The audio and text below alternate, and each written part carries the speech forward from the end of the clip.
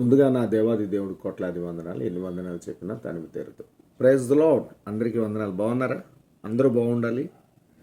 ప్రతి ఒక్కరు ఈ భూమి మీద మానవ జన్మతో ఎవరైతే ఉన్నారో దేవుడిచ్చిన ఒక భాగ్యం ఏంటంటే ప్రతి ఒక్కరూ బాగుండాలని దేవుడు చూస్తున్నాడు. కానీ చాలామంది బ్రదర్స్ చాలామంది ఏం చేస్తున్నారంటే బ్రదర్స్ సిస్టర్స్ కొంతమంది సొంత ఆలోచనలతో దేవుని కన్నా ఈ లోకంలో మనుషులు మీద ఆధారపడి సుఖభోగాలు అనుభవిస్తూ పతనానికి వెళ్ళిపోతున్నారు చాలామంది. ఈ మనుషులు ఏం చేస్తున్నారు అంటే ఈ అంశ భాగం ఏమిటంటే ముఖ్యంగా దేవుడి బిడ్డలకి చెప్తున్నాను, దేవుణ్ణి తెలుసుకున్న నీవు దేవుని మీద ఆధారపడే ముందుకు పోవాలి తప్ప ఏ మనుషుడి మీద ఆధారపడకూడదు. ఏ మనుషుడిని కూడా వాడి బట్టి నువ్వు పడిపోవడానికి వీల్లేదు.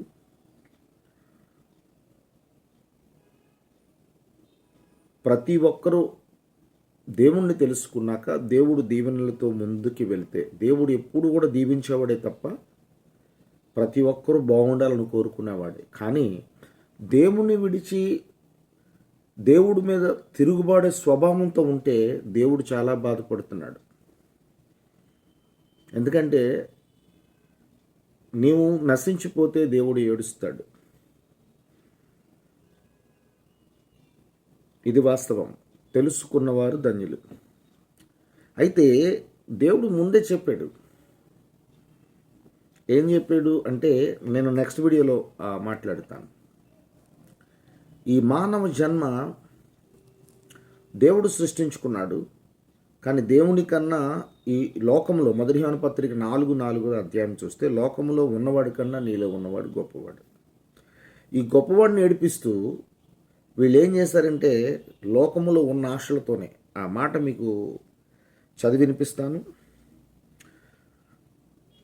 మనుషులకి ప్రతి ఒక్కరికి కూడా సుఖానుభవాలు ఉంటాయి, సంతోషం ఉంటుంది, ఆనందం ఉంటుంది, ఒక టైంలో శ్రమలు దుఃఖము ఎదురవుతూ ఉంటుంది. కానీ ప్రతిదీ దేవుని చిత్తాన్ని ఎదురు చూస్తూ ముందుకు పోవాలి.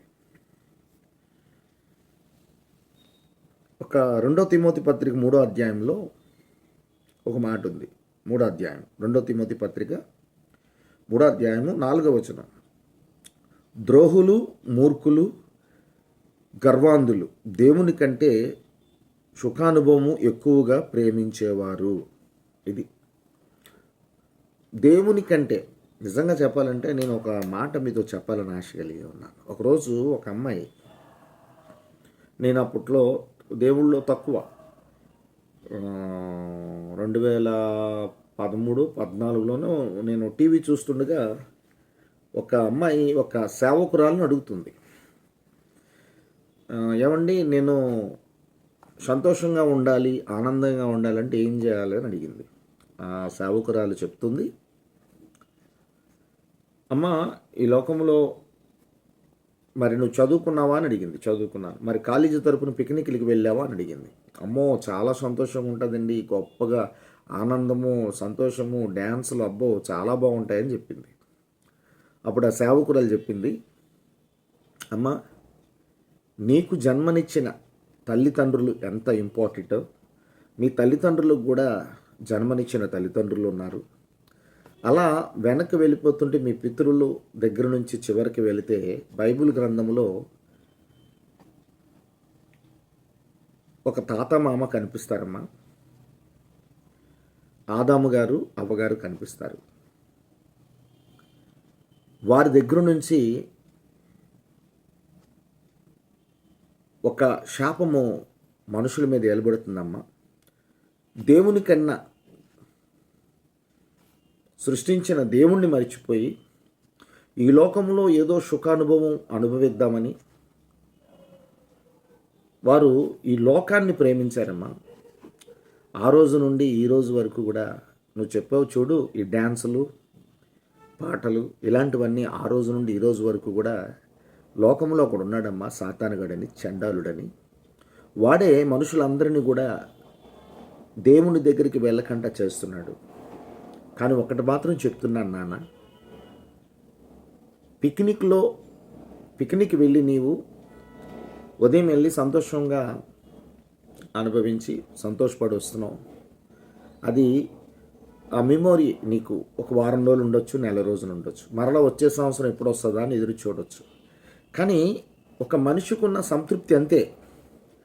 కానీ అసలైన సంతృప్తి ఉంది. నీవు కానీ నిజమైన దేవుణ్ణి తెలుసుకొని, సర్వకోటి సృష్టికర్తను తెలుసుకొని, నీవు ఒక దినము పిక్నిక్ కాకుండా వారితో కలిసి సువార్త అనే ప్రయాణంలో నువ్వు ప్రయాణిస్తే వారు కొన్ని కొండలు కోణల్లోకి తీసుకువెళ్తారు. నీవు ఆ యొక్క దేవునిలో ప్రయాణములో ఉన్న సంతోషము, ఆనందము తర్వాత నీవే అనుభవించాక నాకు ఫోన్ చేసి చెప్తావు తల్లి అంది. అంతా దీనిగా ఉంటుందా మేడం గారు అంటే, ఒక్కసారి నువ్వు వెళ్ళి చూడు నాన్న అంటే, అవునా మేడం గారు అవునా అని అంది. అప్పుడు చెప్పింది, మనుషులు పుట్టాక మరణిస్తారు తల్లి. ఈ లోకంలో ఉన్న సంతోషము నీ వెంట రాదు. ఈ లోకంలో ఒక ఆనందము రాదు. దేవుళ్ళో నువ్వు బ్రతికి దేవుడితో ప్రయాణిస్తూ నీ కుటుంబంతో సంతోషంగా ఉంటే నీవు భూమి మీద ఆశీర్వదించబడతావు, సంతోషంగా ఉంటావు. ఒక దినం పరలోక రాజ్యంలో కూడా దేవునితో కూడా సంతోషంగా ఆనందముతో నువ్వు ఉంటావు నాన్న. ఈ సంతోషం ఎవరూ నీ దగ్గర దొంగలించలేరు అని చెప్పింది. అప్పుడు ఆ మేడం గారు, ఎంత సంతోషం దేవుళ్ళో ఉంటుందంటే, ఉంటుందమ్మా, తెలుసుకో, బైబిల్ గ్రంథం చదువు అన్నది. ఈరోజు మీకు ఏం చెప్తున్నానంటే నెక్స్ట్ వీడియోలో మాట్లాడతాను. మనుషులలో ఉన్న సంతోషము మట్టిపాలైపోద్ది. నేను నెక్స్ట్ వీడియో మాట్లాడతాను. ప్రభువారే స్వయంగా చెప్పారు. ఇక్కడ ఒక మాట మీకు ఎందుకు మాట చెప్తున్నానంటే, సృష్టించిన దేవుణ్ణి మర్చిపోయి మరొకసారి 2 తిమోతి పత్రిక 3వ అధ్యాయము 4వ వచనం చదువుతున్నాను. ద్రోహులు దేవుణ్ణి మర్చిపోతారు, మూర్ఖులు దేవుణ్ణి మర్చిపోతారు. ఏంటండి, గర్వాంధులు ఎంత చెప్పినా వారు వినరు. ఎందుకంటే నిజమైన దేవుడు పరిశుద్ధుడు అంటే వినరు. కానీ వారు పతనం అయిపోయాక ఒక దినం ఉంటుంది, దేవుణ్ణి చూసే భాగ్యం ఉంటుంది.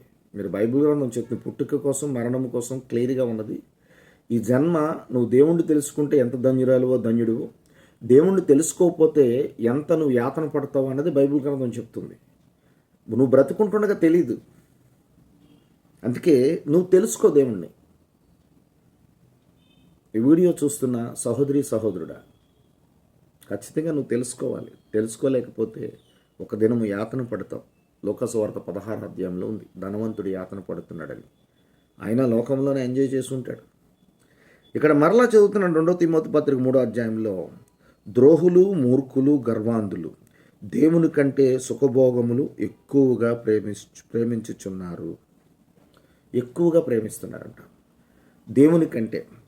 వాళ్ళు ఇంకొక మాట ఉంది వాళ్ళ కొరకు, వారి జీవితంలో ఈ సుఖభోగం అనుభవించిన వారు ఏం కావాలనుకుంటారంటే, ఉదయం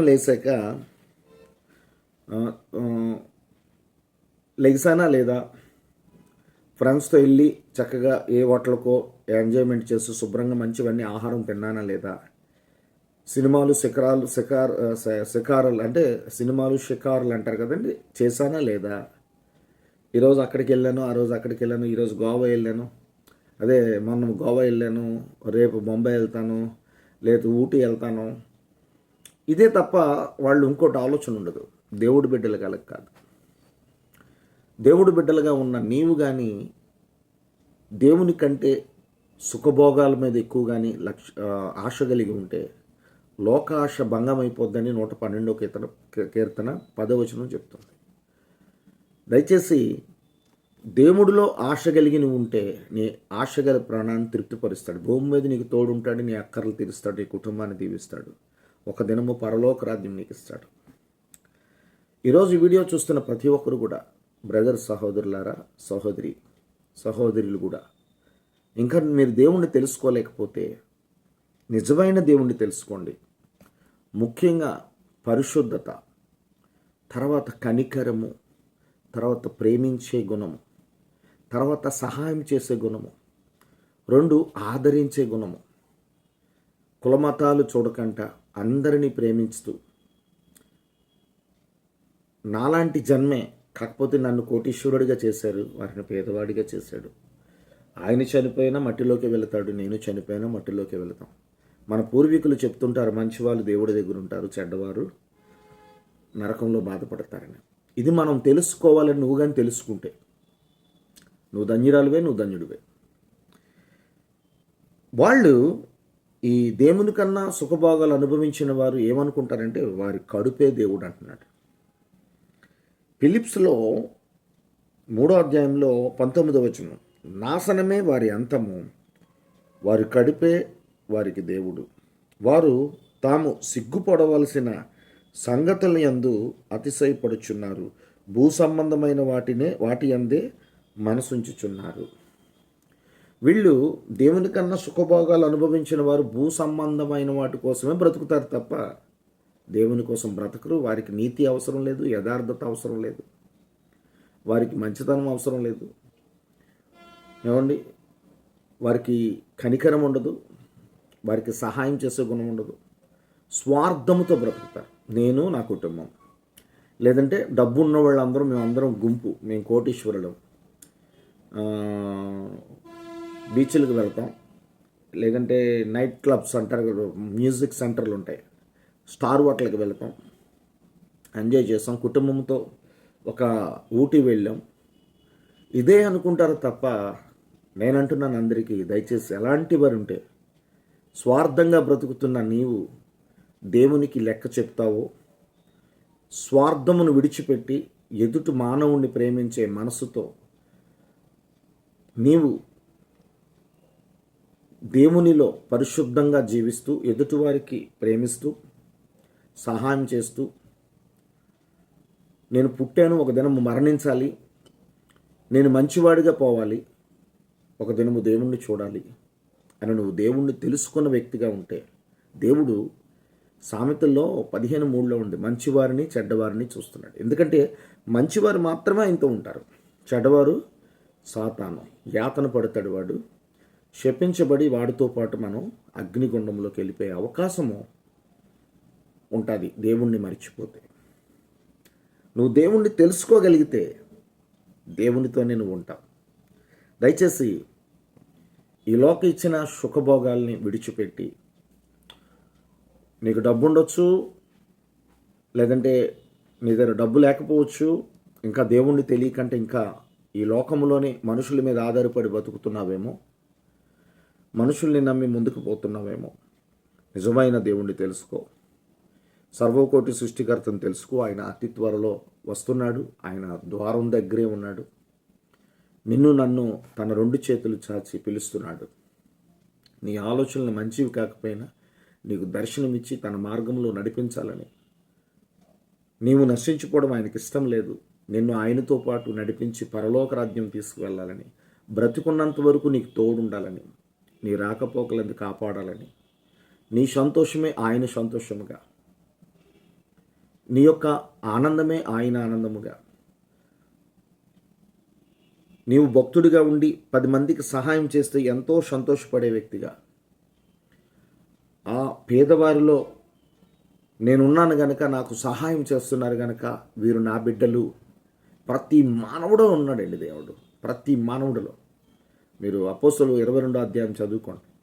పౌలు గారు ఒక వ్యక్తిని హింసిస్తుంటే, నన్నెందుకు హింసిస్తున్నావు అని అంటాడు దేవుడు, యేసు ప్రభువు. ఒక మనిషిని కొట్టి చంపేస్తుంటే, షౌలా ఎందుకు నన్ను హింసిస్తున్నావు అన్నాడు దేవుడు. ప్రతి మానవుడిలో ఉన్నాడు. ఇందాక చదివాను కదా, మొదటి యోహాను పత్రిక 4:4, లోకంలో ఉన్నవాడి కన్నా నీలో ఉన్నవాడు గొప్ప. నీలో ఉన్నాడు, నీలో ఉన్నవాడిని గుర్తించి ఈ దేహాన్ని ఆయనకిచ్చి మహిమపరచు. మొదటి కొరింథీయులు 6వ అధ్యాయం 19-20 వచనంలో ఉంది. ఈ దేహంతో ఆయన మహిమపరచు. నీవు నీ సొత్తే కాదు, ఆయన కుమారుడివి, కుమార్తెవి, గుర్తుంచుకో. ఆయన రక్తంతో నువ్వు కడగబడ్డావు, ఆయన రక్తం ద్వారా నీ పాపం తొలగిపోయింది.